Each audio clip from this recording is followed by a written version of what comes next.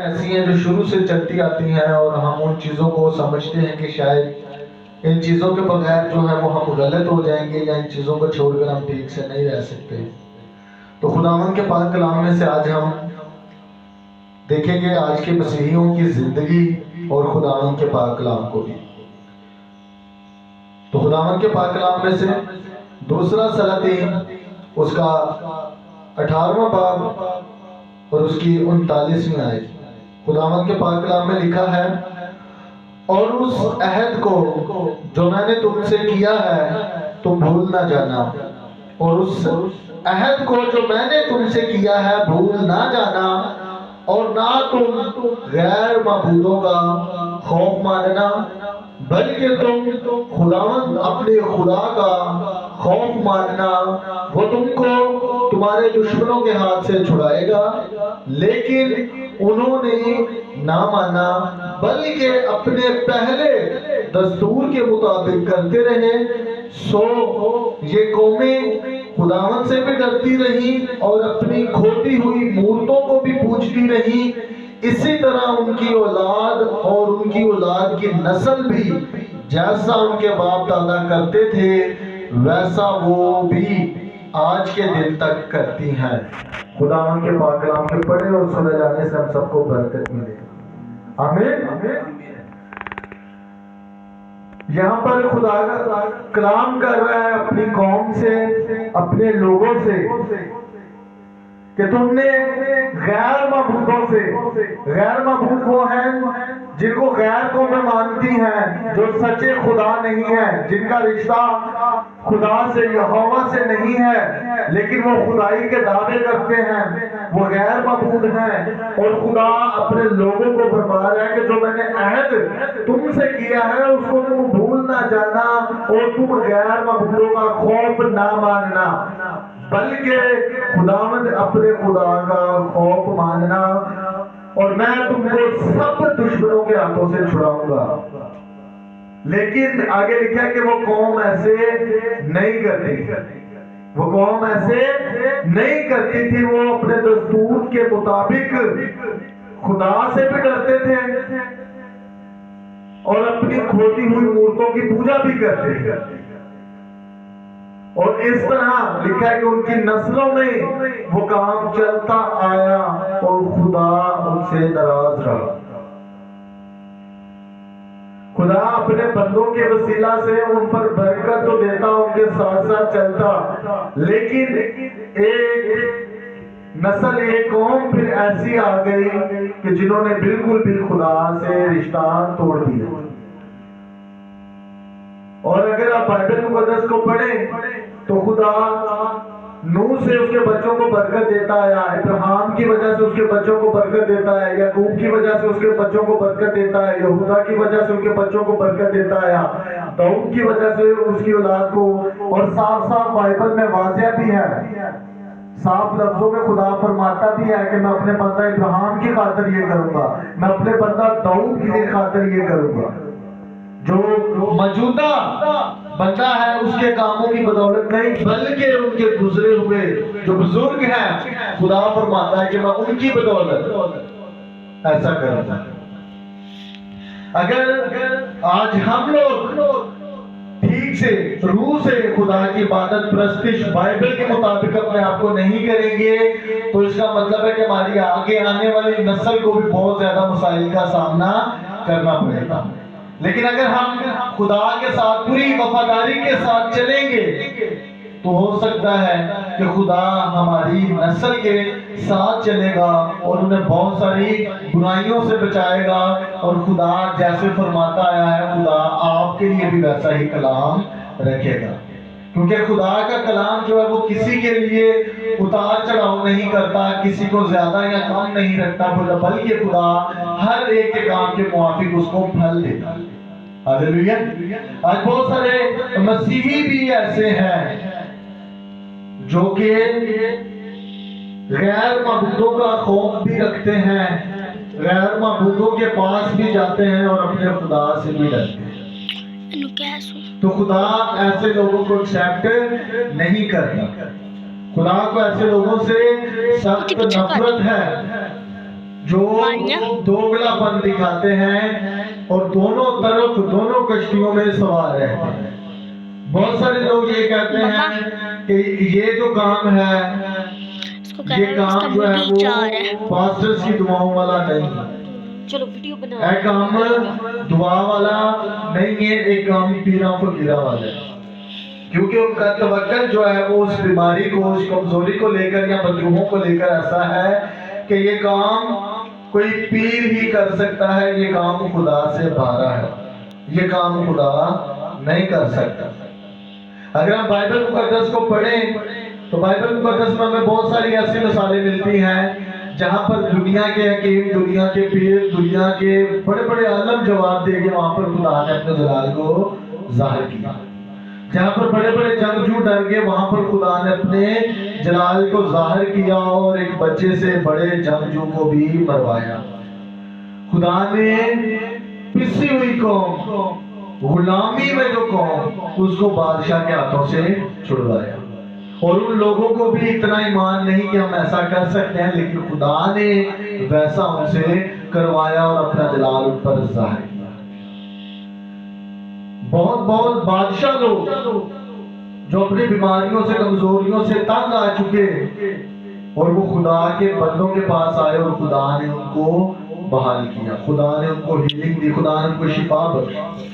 جیسے کہ ہم دیکھیں نعمان کوڑی کی مثال، اگر آپ دیکھیں اس کو کوڑ لگ چکا تھا اور اس کا علاج کہیں پر بھی نہیں تھا، اور خدا اس کو اپنے بندہ کے پاس لے کر آتا ہے، اور خدا کا بندہ اس کے غرور کو کم کرنے کے لیے، اس کی بادشاہی کا جو اس پر غرور ہے، اس کو لگتا تھا کہ میں شاید پیسوں سے سب کچھ حاصل کر لوں گا، خدا نے اس چیز کو ختم کرنے کے لیے اس پر ایسا عمل رکھا کہ تو جا کر یردن میں 7 گوتے مار تو تیرا کوڑ جاتا رہے۔ تو پہلے اس نے کیا کیا؟ انکار کر دیا کہ میں بادشاہ ہو کر اس گندے پانی میں جا کر گوتے ماروں، یہ کیسے ممکن ہے؟ تو اسی طرح آج بھی بہت سارے لوگ ہیں جو اپنے تکبر میں رہتے ہیں کہ ہم لوگ تو ٹھیک ہیں، ہمارے اندر کوئی کمی نہیں، ہمارے تو حالات بڑے ٹھیک ہیں۔ کیا اس بادشاہ کے حالات مالی طور پر خراب ہوں گے؟ اگر وہ بادشاہ ہے تو یقیناً اس کے پاس بہت سارا مال، پیسہ، دولت ہوگی، لیکن اس کے پاس وہ چیز نہیں جو وہاں پر الیشا کے پاس ہے۔ الیشا دعا کر سکتا ہے، الیشا کا تعلق اس کائنات کے خدا کے ساتھ ہے، الیشا اس کو وہ دے سکتا ہے جو دنیا کی دولت اس کو نہیں دے سکتے۔ اور پھر جب وہ واپس آنے لگا اور اپنے بندوں کی باتیں سن کر پھر اس کے دل میں آیا کہ اگر میں اس کی بات نہیں مانتا تو اس کے علاوہ بھی میرے پاس کوئی بھی آپشن نہیں ہے، تو مجھے کیا کرنا ہوگا؟ تو پھر آخر کار وہ اسی بات پر جھکا اور اس نے اسی بات کو عمل میں لے کر آیا، اور وہاں پر خدا نے اپنے جلال کو ظاہر کیا اور اس کا کوڑ جاتا رہا۔ آج بھی جب ہمارے سامنے بہت سارے مسئلے مسائل آتے ہیں تو ہم لوگ گھبرا جاتے ہیں، جیسے شاگرد کشتی میں گھبرا گئے کہ طوفان آ گیا ہے۔ اگر میں آپ کو بارش کی ایک ایگزامپل دوں، جب بارش بہت تیز آتی ہے، بارش جب بھی ہوتی ہے تو جتنے بھی پرندے ہیں، جانور ہیں، وہ سب چھپنے کی جگہ ڈھونڈتے ہیں جہاں پر ان پر بارش نہ پڑے۔ اس میں چاہے شیر ہو، لومڑی ہو، کوا ہو، کبوتر ہو، سب لوگ چھپنے کی جگہ ڈھونڈتے ہیں، لیکن واحد پرندہ ہے باز۔ جب بارش ہوتی ہے تو باز اپنی پرواز جو ہے وہ تیز کرتا ہے اور بادلوں کو چیر کر بادلوں سے بھی اوپر چلا جاتا ہے، اس کو پتا ہوتا ہے کہ اب میرے اوپر بارش نہیں پڑے گی، اور وہ بادل کو اوپر جا کر دیکھتا ہے۔ آج ہم لوگوں نے باز کی طرح بننا ہے۔ آفت کو دیکھ کر، مصیبت کو دیکھ کر اگر ہم چھپیں گے تو یہ کوئی سلوشن نہیں ہوگا، لیکن اگر ہم پرواز پڑیں گے، ہم اس سے لڑیں گے۔ جب باز اوپر کی طرف جاتا ہے تو جتنی دیر وہ بادل کراس نہیں کرتا اس پر بارش اتنی تیز پڑتی رہتی ہے۔ کیونکہ بارش میں جتنا تیز آپ چلیں گے اتنی تیز ہوا کے ساتھ آپ پر بارش آتی ہے. تو جب بال اوپر کی طرف پرواز کرتا ہے تو ہوا کو وہ کراس کر کر جا رہا ہوتا ہے، کیونکہ ہوا نیچے کی طرف آ رہی ہوتی ہے، وہ اوپر کی طرف جا رہا ہوتا ہے. لیکن اس کو پتا ہوتا ہے کہ میں ایسی پرواز میں اسی سپیڈ میں جب جاؤں گا تو وہ میری منزل دور نہیں، جب میں اس مصیبت میں سے نکل جاؤں گا اور اوپر جا کر میرے لیے آرام ہوگا. تو اسی طرح جب ہم مسیح کے ساتھ چلتے ہیں تو ہمارے بھی سامنے سمجھ لیں کہ بہت ساری مصیبتیں اسی طرح سے آتی ہیں کہ ہمیں ہوا کے اپوزٹ چلنا ہے، اس نے زور ہماری طرف مارنا ہے. بائبل مقدس میں یسوع مسیح نے کہیں پر بھی نہیں فرمایا کہ مصیبتیں نہیں آئیں گی، مشکلات نہیں آئیں گی. اگر آپ یسوع مسیح کی ہی زندگی دیکھ لیں یا رسولوں کی زندگی دیکھ لیں تو ان کو بھی بہت ساری مشکلات کا سامنا کرنا پڑا، لیکن جن مشکلات کا سامنا ان کو کرنا پڑا، اگر ان مشکلات کا سامنا آپ بھی مسیح کے نام میں ایمان میں رہ کر کرتے ہیں تو آپ مبارک ہیں. لیکن اگر ہم بیماریوں میں کمزوریوں میں ہی مبتلا ہیں اور انہی حالات میں ہم اپنی زندگی گزار رہے ہیں تو اس کا مطلب ہے کہ ہماری زندگی میں کہیں نہ کہیں کوئی کمزوری ہے. کیونکہ یسوع مسیح سے پہلے کوئی اختیار دینے والا نہیں تھا، یسوع مسیح سے پہلے کوئی عملاً کر کر دکھانے والا نہیں تھا، یسوع مسیح سے پہلے ہیکل کے ذریعہ سے خدا کے خادموں کے پاس جا کر آپ کو آرام ملتا، خدا کے کلام کا ویٹ آپ کو کرنا پڑتا، پھر جیسا خدا کلام کرتا آپ کو شریعت پر عمل کرنا پڑتا، شریعت کا کوئی بھی حکم آپ توڑ نہیں سکتے تھے اور خدا کے خوف میں رہ کر زندگی گزارتے، پھر جو ہے وہ آپ کے مسئلے جو ہے وہ حل ہوتے. لیکن جب یسوع مسیح اس دنیا میں آئے ہیں تو یسوع مسیح نے آپ اختیار جو ہے وہ آپ کے ہاتھ میں دے دیا اور فرمایا ہے کہ تم میرے نام سے جو کچھ باپ سے مانگو گے تمہارے لیے وہ ہو جائے گا. کیا فرمایا کہ تم جو میرے نام سے مانگو گے، یہ نہیں فرمایا کہ تم جو جا کر خادم سے ریکویسٹ کرو گے تو وہ اگر چاہے گا تو تمہارے لیے ہوگا، نہیں، بلکہ اپنے ساتھ آپ کو ڈائریکٹ کیا ہے رکھے تھے اور خود درمیانی بنا ہے اور آپ کو یہاں تک فرماتا ہے کہ میں تیرے دل کے دروازے پر آ کر کھٹکھٹاتا ہوں، کہ خدا خود آپ کے پاس آنا چاہتا ہے، وہ آپ کی زندگی میں کام کرنا چاہتا ہے، وہ آپ سے اپنے انجیل کی خوشخبری جو ہے وہ لینا چاہتا ہے تاکہ آپ اور بھی روحوں کو بچا سکیں. جب تک ہمارے اندر یہ محبت نہیں آئے گی اور ہم اپنی پرانی چیزوں کو لے کر آگے چلیں گے، اور آج بھی اگر ہم بت پرستی میں جائیں گے اور اس طرح کے معاملات میں جائیں گے تو خدا ہمیں کیسے بحالی اور طاقت بخشے گا.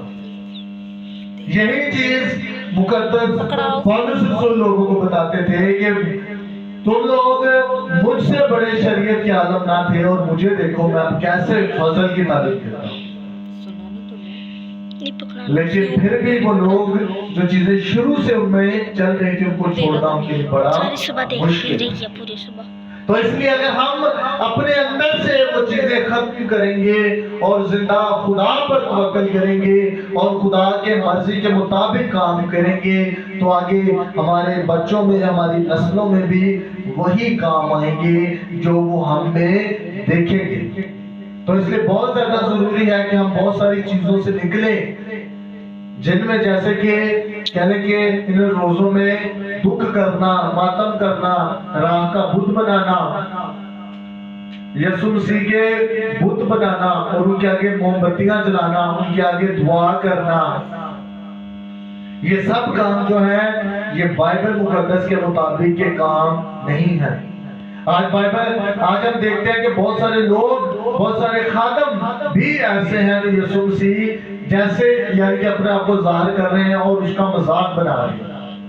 حال ہی میں نے ایک ویڈیو دیکھی اور وہ بندہ یسوع مسیح کا کلام لوگوں کو سنا رہا ہے اور ان کو پریکٹیکلی کر کے دکھا رہا ہے کہ چھت سے اس نے کوئی لفٹ لگائی ہے اور خود کو رسی باندھ کر لوگوں کے سامنے اوپر اڑ کر جا رہا ہے اور ان کو بتا رہا ہے کہ دیکھو جی یسوع مسیح ایسے اس دنیا سے چلے.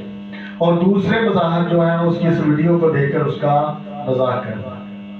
بہت سارے خادم ایسے بھی ہیں، بہت سارے تو ان کو چمکے جیسے پان سنڈے آتے ہیں تو خود گدھے پر سوار ہو کر اپنے چرچ کی طرف جو ہے وہ رخ کرتے ہیں اور کلیسیا سے جو ہے وہ تالیاں اپنے لیے بجوا رہے ہوتے ہیں اور لوگوں کے سامنے وہ کہنے کہ وہ سنیریو لا رہے ہوتے ہیں کہ ایسے یسوع مسیح آیا اور ایسے لوگوں نے اس کا استقبال کیا.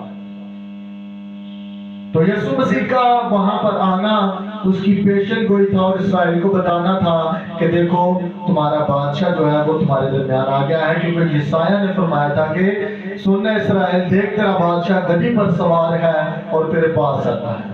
تو یسوع مسیح نے اس بات کو پورا کرنا تھا. تو آج ہم ان چیزوں میں سے نکلیں گے. بہت ساری جگہوں پر ادر کنٹری پاکستان میں تو نہیں، ایسے بھی لوگ ہیں جو آج بھی جب ہم دیکھتے ہی تھے قیامت المسیح آتی ہے تو خود کو صلیب پر چڑھے ہوتے ہیں اور ہاتھوں میں کیل لگائے ہوتے ہیں. تو یہ بیوقوفوں والے کام ہیں، یہ کام وہ نہیں ہے. یہ صلیب اٹھانے کے لیے یسوع مسیح نے نہیں کہا. یسوع مسیح نے کہا ضرور ہے کہ جو کوئی میرے پیچھے آنا چاہے اپنی صلیب اٹھائے، لیکن اس طرح سے نہیں. ہمیں پراپرلی سیکھنا ہوگا تو پھر جا کر ہم جو ہے وہ کسی کو بھی سکھا سکتے ہیں. سو ہم نے ان رسموں کو، ان باتوں کو جو بائبل مقدس میں سے نہیں ہے ان کو اپنی زندگی سے ختم کرنا ہے. جو ہم بولتے ہیں، جو ہم دعا کرتے ہیں، ہم نے ان چیزوں پر، ان لفظوں پر غور کرنا ہے. کیا یہ جو میں دعا کرتا ہوں، جو میں کام کرتا ہوں، یہ بائبل مقدس کے مطابق ٹھیک ہے؟ تاکہ جو میں کرتا ہوں آگے وہ میرے اگر بچے بھی کرتے ہیں تو ان کے اندر خدا کا مسا، خدا کے پاک روح کی جو رہنمائی ہے وہ قائم رہے، خدا کا روح ان سے رنجیدہ نہ ہو جائے. تو اس لیے بہت زیادہ ضروری ہے کہ ہم عملاً اپنی زندگی کو بہتر کریں. آمین.